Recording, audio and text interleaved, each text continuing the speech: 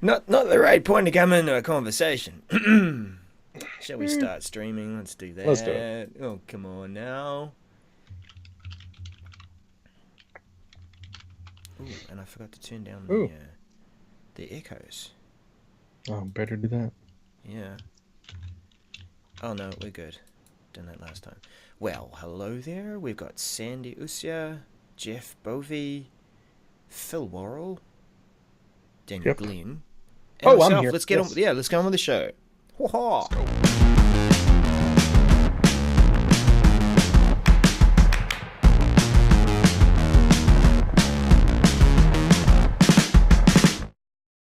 And we're here. Hello, this is the 365 Message Center. We aren't quite yet sporting our new intro video that Adam King had filmed for us. I've just got to do a few touches there, but thank you, Adam. Looking forward to revealing that next week. Yep. Welcome to another week, episode 75. What do they call that? Like you've got golden anniversary, then there's diamond, I think, for 75 years. Well, this Really? is only That's episodes, but wow. yeah. I'm not sure what that's called. The 75th anniversary. Let's do a quick Bing search. Go on, do it. Um, it says it's the original diamond anniversary. Yeah. Quite something. Well, I think in the almost 2 years that we've been doing this, we've only missed a few episodes, and we haven't yet Yeah. talked about when we're going to take a Christmas or a holidays break. Hmm. Hmm. Are you asking for time off? I am, sir. Hmm. Well, we need to put a request into the HR department.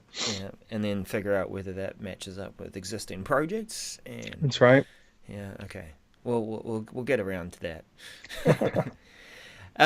You know, last week we did our episode directly from SharePoint SharePoint Fest. Chicago.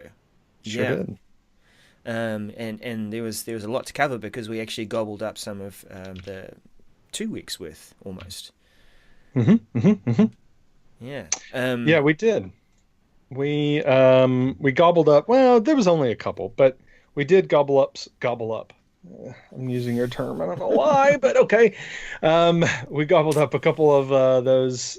So we have a couple of announcements, and then we have another point we want to talk about that was brought up in the community, right? hmm And there's also been a resurgence of discussions around remote working. In fact, even Yeah. the difference between working from home and remote working, and Mhm. what that is. And our friend Lauren Strant, who's doing the Working from Home Warrior series, it's getting some good coverage, some good feedback there from the different guests that he's had on, and he is veering it up to it's not just some of our friends and people that we know, but he's also Mhm. talking to regular people that work from home and work remotely. So looking Yep. forward to seeing more from there. All right, well, let's have a look at what we do have in the message center today, this week. Yes, Yeah. sir. Um, and this first one, just size that up a bit, is you tell me what you think of this. Okay. You use Outlook for iOS, yes? I do. Yes, I do. I actually use it for work and personal email. All right.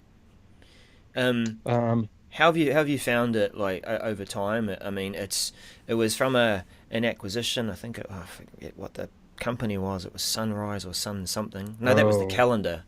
no, yeah, A Comply. that sounds Yep. right. Yeah. So, great job on that app, and they've developed and changed it a bit. But I found that over time, and I'm connected to 3 mailboxes, sometimes 4, depending on projects that I might be involved in Hmm. with different customers. It's got slower and a bit more sluggish. What's your Uh, experience been? um, I- the sluggish for me, I have noticed actually, yes, in two different places. One is the actual loading of hmm and getting from the point of loading the app and then seeing your mailbox. right? Mm. Seeing the combined mailbox, for my case, is slow, and sometimes even takes it it takes a while to load the new messages. And then the second part where I've seen slowness is actually sending emails. It used to be you hit send and it goes, and it's gone, right? The Mm. message is gone. I've actually experienced some issues where Do you even the leave the last sounds couple of on? I weeks. just it Yep. occurred to me now. You said diddly-do. You like to hear the sound to say that the message is sent. Well, because it pops up at the bottom, right? It says mail sent. Like, Mm. how do I know if, and it goes beep, beep, right? And so I But want a you're making verbal, I it. click, What I'm saying is you're making the noises, and I know there is a noise that you can leave turned on that actually bings and yes, bongs. You do? yes, All right, that's cool. yes, because I want to know that it's sent because I don't, Right. yeah, I don't know, maybe don't trust it, but last week I had some issues. I sent email and I was like, Mm-hmm. did it send? I didn't hear any noise. I didn't see the thing pop up. I went to my sent and it wasn't there. And I'm Mm. like, what in the world's going on? And it took about, I don't know, 45 seconds to send an email. And I Mm-hmm. don't know if it was connectivity issues. I have no idea. It was just, it took forever. So Yep. I have seen some slowness. Now, one thing that I actually have seen improve with a version that was released, I guess, maybe a week ago, 2 weeks ago, is I used to only get notifications for my work email, which was the first, which is an Office 365 email account that I added first. And so Mm. I'd get I have notifications turned on, so I would only get those. I would never get the Outlook.com that I'm using. I would never get those notifications until Mm. about a week and a half ago. Now I'm getting all of them. I don't know what, they obviously Mm. released an update to fix that.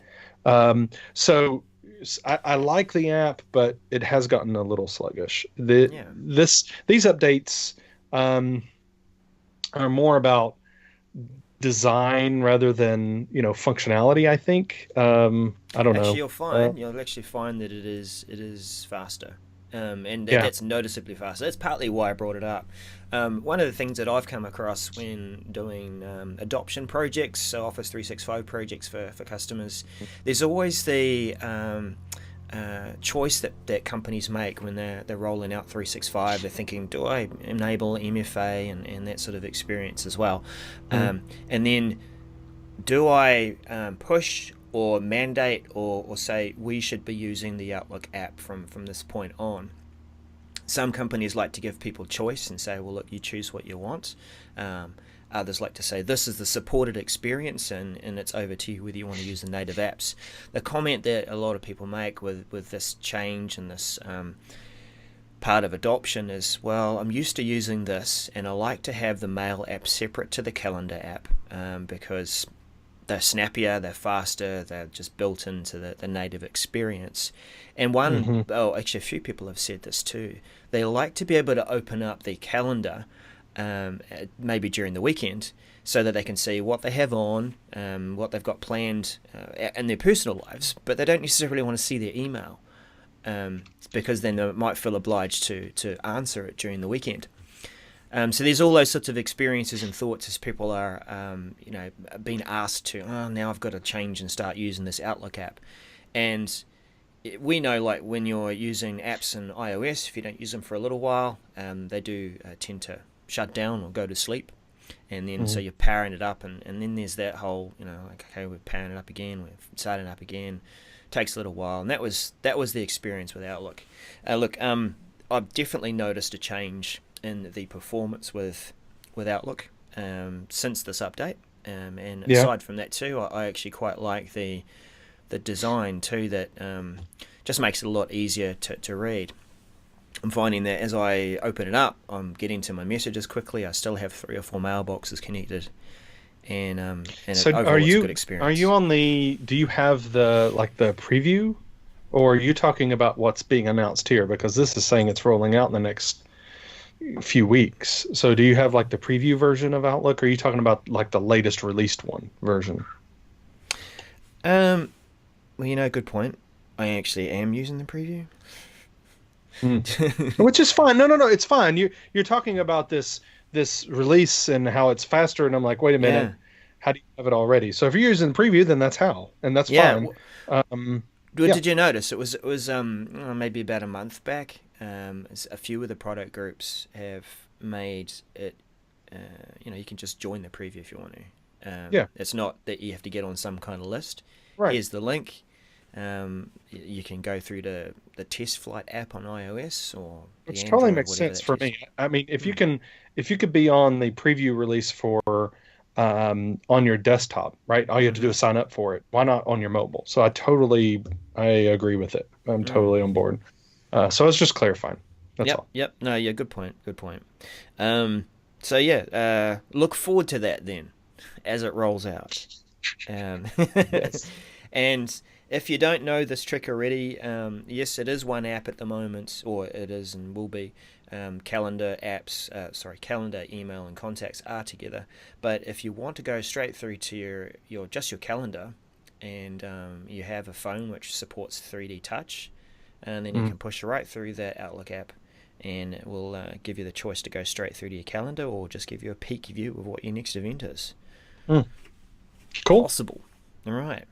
Wonderful. So this is a change that is coming. Things are faster. The app is, it's actually faster all around. It's also faster to find people, Mm. your contacts. The focused inbox is an interesting looking toggle switch at the top rather I than. don't like the I don't like the in the current version the way you search for Hmm. some reason. It is not working well because um like if I search for um I like that it does a good job of doing type ahead, right? To say, well, do you mean this? Oh yeah. But I've had some issues with finding people when I t just type in um, it will create different cards. You know how you can, when you search, it Mm. creates, shows you cards of people. Do you Yep. mean these people?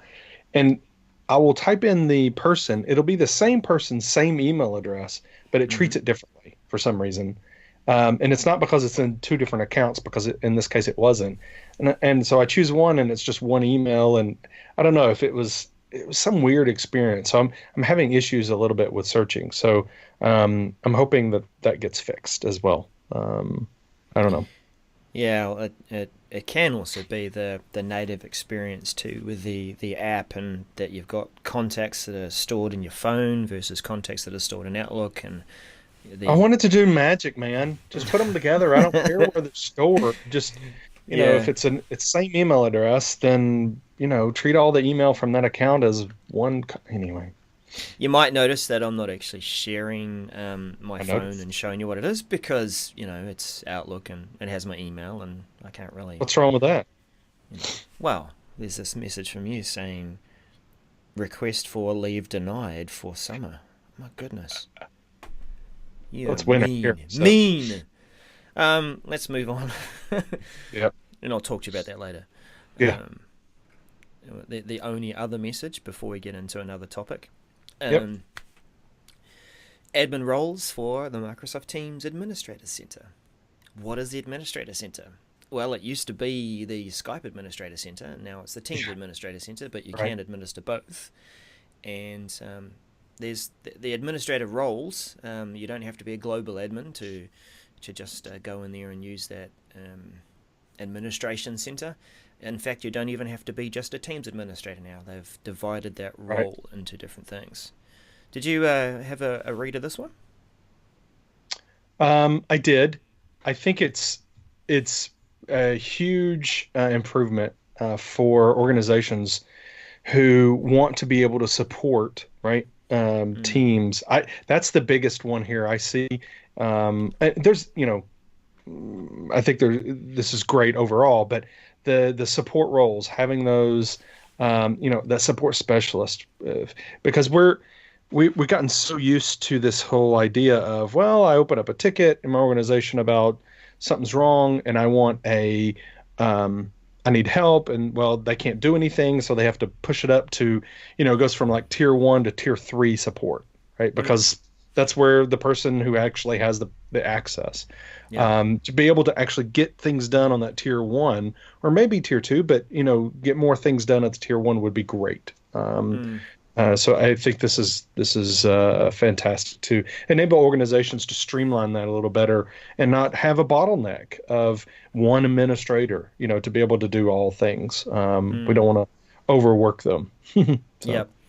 And I think that's the pattern that they're trying to follow for each of the significant platforms, mhm. SharePoint and Exchange, is that you can split that out so that you've got a role that you can allow people to take at the front line, and Yeah. taking that first level support so they can deal with the most common queries without changing anything significant in the service itself. What I do like with this one too is the communications admin, Mhm. where you can go in and, is it that one? Yeah, you can use the analytics tools to go in and see a call and dive deep right into what's going on there. We had an exec who had a call with a meeting, was feeling a little bit embarrassed about the quality of the call for some reason, so let's go in and just investigate what that was. And the good thing Mhm. about this analytics is that it's not just looking at what's happening at the service end, but this analytics, I believe, it can actually pick up some of the output, the telemetry from the client, and it can tell you whether it was an issue maybe with wireless, that it Mhm. was dropping in and out. And that's really important to be able to go back and talk about that, so then you can justify Yeah. to your managers and to the people who make those decisions, hey, we need to put in more access points, especially in the boardroom and around there. Right. They're getting a bit Every tired and every old. seat needs one. Yeah, yeah, that's right. Just underneath the table, right? That'd be quite That's right. good. Well, and I think it's very important because in fact I just had a call this morning and been dealing with an issue where we've got three different things involved. Mm. And one of them being actually outside of the network and coming tunneling in, and so we've got all these things working together. Actually, they're not working together, and that's the problem. And trying to figure out how, and it's tough if you don't have the ability to use something like this analytics tool to see the overall experience, because you have to analyze here, you have to analyze here, you have to analyze here, and it just it's a lot of work. Mm. So the analytics tool does a good job of getting you at least started, maybe even over the hump to understand where your problem is. There's a few interesting comments and questions in the chat too. So Jeff Bobby asks, there are 3 or 4 roles around communication, and what drove that. Mm. Um, and Jeff, like I probably ask you there too. So do you think we need the roles to be broken down a bit more in the SharePoint space or in the Exchange space?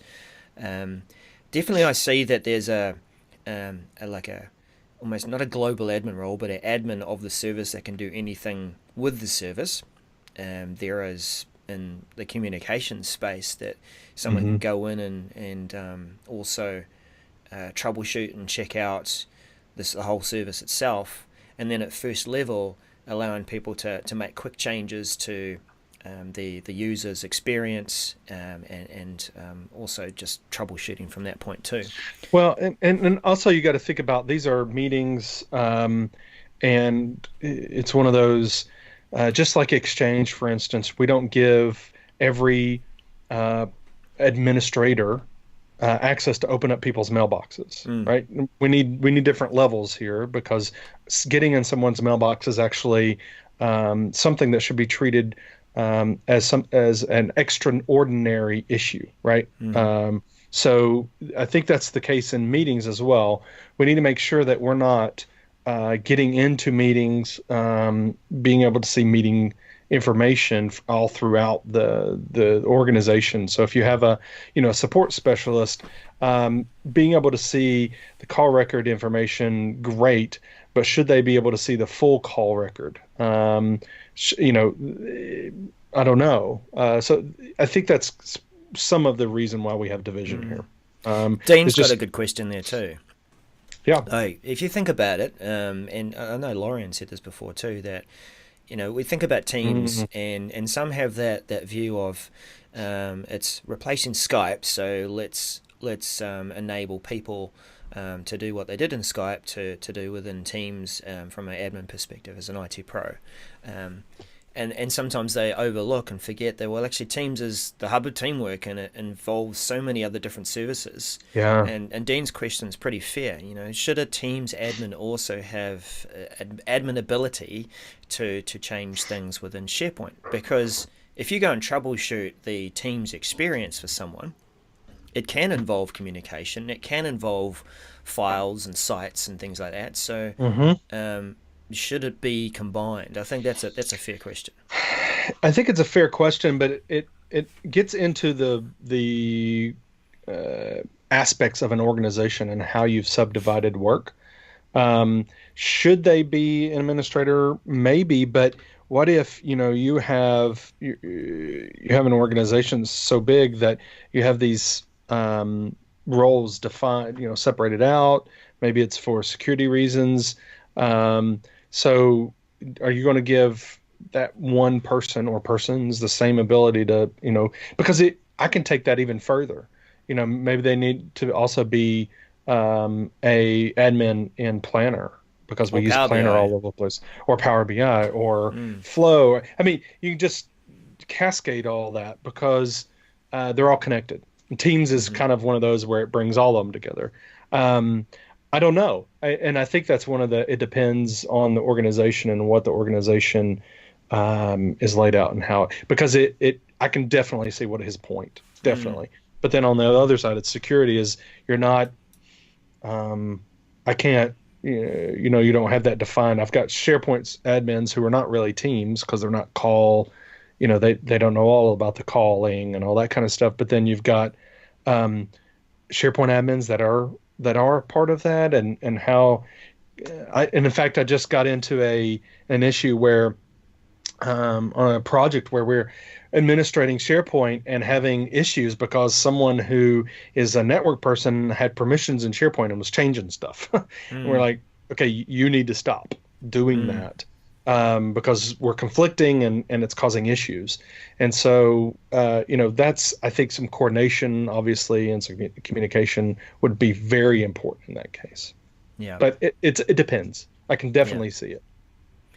yeah. Yep. I think it's just good to call out, like Dean said, that sometimes that role is a combined role, and sometimes you are wearing all the hats.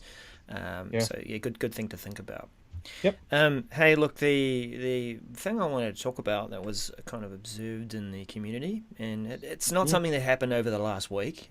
As I look back and I can see some of the conversation trail, it has happened earlier. So uh, let me firstly say this: I don't remember seeing a message in the message center talking about this change. Admittedly, I don't read things right down to that level or go through to every single link. Maybe I'm not setting a good example there, It's but all right. but this thing it popped up because I've been following some chats with Steve Goodman, and he's doing a show with Jason Wynn about working remotely and from home. But he brought this one up, and I thought, oh, I wonder, just at a glance, has that got anything to do with the rollout of the new Outlook app Mm. for mobile? The problem that has been observed is that the Outlook auto discover record is now deprioritized when Outlook fires up and is looking for its where do I find my Mhm. Exchange server, where should I point my authorization requests to. It's now been prioritized to look at the Office 365 service first, look at Exchange Mhm. Online first, and then it may look at the auto discover record. And uh, let's just say that it hasn't been received well by those working in Exchange migrations, people that are moving and livening up the service, and even some who look, they might not have these expertise about, well, what's going on. I've just signed up for this Office 365 service and I'm not quite ready yet to change over, and Mhm. now Outlook doesn't work properly. So a little bit about that. The auto discover service, the purpose of it is to try and direct you to the right authentication service, and it also Mhm. will do the automatic switching to um, the uh, the Exchange server that is where your mailbox is. Right. And what's been explained here is that the when someone is partway through a migration, they have an Exchange mailbox, but they're not using it yet, and Outlook fires up, and it then looks to Office 365 first of all, and it's not it's not even going to look at Exchange at that point on-prem because I found a mailbox. I'm going to send you through to that, and it's not a mailbox that's ready yet. It's and there's a similar case too where you might have signed up for the Exchange service and or rather Office 365, and it's you're not ready yet, but you are making use of Office Pro Plus. And it's now going to start looking at this mailbox that isn't the mailbox you're using right now. I think that I don't remember seeing a change like that in the service, but I do see, and I'll just quickly go through this. This was a user voice suggestion that so far it's got 132 votes, but let's just say that the response and the poster of this has put up Chris Merritt. But it's been declined, as if to say, well, this is how it is. This is the story. We are optimizing the service for the Office 365 experience. Here is a support article about how to remedy that. Guess how you do that, Dan? Roll out a registry. You switch them over. Yeah. Well, Yeah. and that's you either switch over and start using Office 365, which I think Microsoft would prefer, or you register key. And I think I think number one is that number one thing I'll say here is well, they've declined it. It's their service. Okay, I guess they can do that if they want to. The second thing I want to mention here, though, is this is one of those that begs you to do proper planning and understanding what you're doing before you click buttons. Because some people would, hey, let's fire up Office 365, let's play around with it, blah, blah, blah. But now you're changing your auto discover, right? Mm-hmm. And you're actually going to cause some potential issues. So it's one of those, you need to do some proper planning and research. But I think this is one of those where it's like, we're bringing up this big issue, has a user experience component, and then okay, well that's by design. Thank you very much. See ya. Yeah, and it's quite a significant change. Well, rather, people are still going to connect to a mailbox wherever it is, and Outlook is still going to look like it's Outlook, but the user experience is, where's my mailbox? That's not my mailbox. And you're talking planning, and I think this is the problem. Maybe we just need to have a quick glance through the.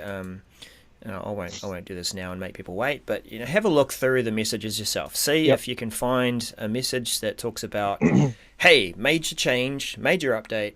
There's going to be a change to prioritizing how Outlook connects. We're not going to prioritize the auto discover record, which we ask people to put into their DNS at the beginning of every Office 365 sign up. We're now going to prioritize our own service, which is, like you said, it's okay, it's their service, but it does sort of speak to not a great experience for those who exchange on-prem and those who are part with your migrations. All right. Well, did you want to mention something about, did you want to talk about the work from home, or are we out of time? Oh, but we've got a couple of comments. I mean, we've Lorian's covering this really well in the working from home warriors, and just noticed there's like a resurgence of this discussion about remote working and working from home. Steve and Jason Wynn are doing the podcast. I think the Better Show as well with Ian McIntyre and Mark Rogers. It's interesting that this is coming up again as a topic. You work from home occasionally. What's your experience like? Well, my experience working from home is it has good and bad, and I think that's what most people say when they talk about remote working or working from home. Could be the same thing for you. Remote. I think the difference there, just so everybody that's listening, is remote working is just not necessarily from home. It's from a coffee shop. It's from a co-working spot. It's maybe with someone, maybe even in a park or whatever. Anyway, for me, working remotely does give me that ability to get things done that I wouldn't be able to get done in an office. And I mean that both for, anything personal, right? But also for when I go in the office, I'm often inundated with meetings, drive-bys, and I often don't get anything done. So Mm. other than, those things. So it actually helps me get get my job done. But it also introduces the I think problems. One problem that I've seen recently is if your organization does not do a good job of including those people that are remote, then decisions get made, conversations happen, and without you. And so when the decision gets made to maybe roll out something or make a change to way a platform is being used, whatever, and you happen to be basically the expert on it, but because you weren't Mm. in the office, a decision is made, then that's problematic. Not just for you, but for the organization.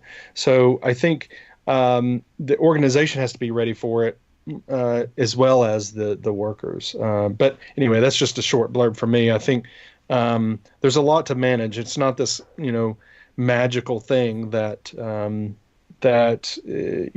I get to work from home. It's going to be so much better. Mm. There are problems with it, and it has to be managed. And I'm not even getting into right now the whole managing your time effectively and all that. So I don't have Mm. time to do that. But I think that's That could be um, like a whole series that someone could yeah, do. Oh yeah. wait, yeah, yeah. Mhm. No, it is definitely a good discussion. Look, I bring it up just to highlight the fact that Lorian's doing that, and he's doing a great job of talking to different people and digging deeper on some of those experiences. And interesting to see that it's become another like a resurgence of that discussion, because more of us can do it, but maybe Mhm. company attitudes in some cases are still the same, and sometimes it's still seen as a privilege. It also Yeah. shows us and highlights how work is changing, and that measure this up with the open office, common way of laying things out, and how people need to work and can work in little islands to have a situational awareness of what's going on. You might work in a service desk, and you need to be within earshot of the engineers so that you can hear, oh look, there's something significant going on there. Let's go and ask about that so we can inform our Yeah. users. All of those sorts of benefits. But like you said, there are drive-bys and times where you just need to go and focus on work. And this is where Yeah. those activity-based working environments should work this way, but don't necessarily, because everyone wants their own desk. You're supposed to Yep. be able to shift off to a little corner, focus on something for a bit, and then go back and switch around. Yeah, well, yeah. Anyway. Look, I just encourage you there to check out Lorian's series, and Mhm. if you just want to share your story there too, get in touch with him, and Mhm. if you're working remotely, it's always good to hear from people as well. Thanks everyone for joining in today. A bit of a roll call again. We had Sarah join us a bit later on, and Tony. I really need to learn to say that properly. Um, Mm. yeah, well, Yes, you you do. try it. Go on, you go. Nope. You do it.